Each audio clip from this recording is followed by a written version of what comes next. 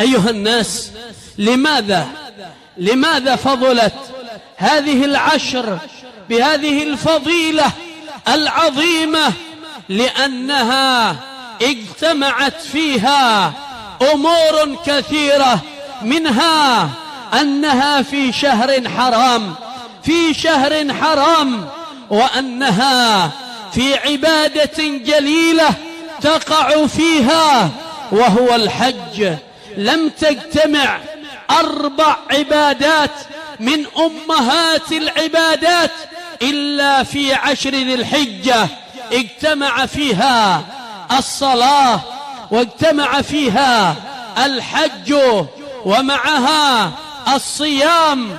وكذلك هذه العبادات اجتمعت في 10 ذي الحجة، ولم تجتمع في موسم قط فشرفت وعظمت.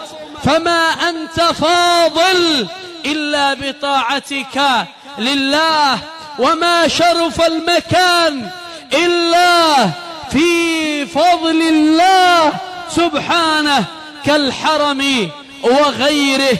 وهكذا الأنبياء ما فضلوا وشرفوا إلا لقربهم من الله سبحانه وتعالى.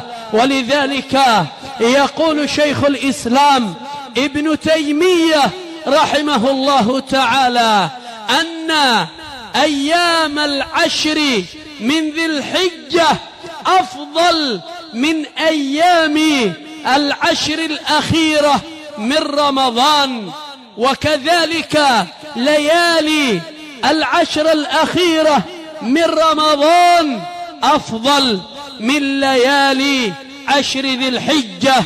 فالذي ينبغي علينا جميعا أن نسارع إلى ابتغاء مرضات الله.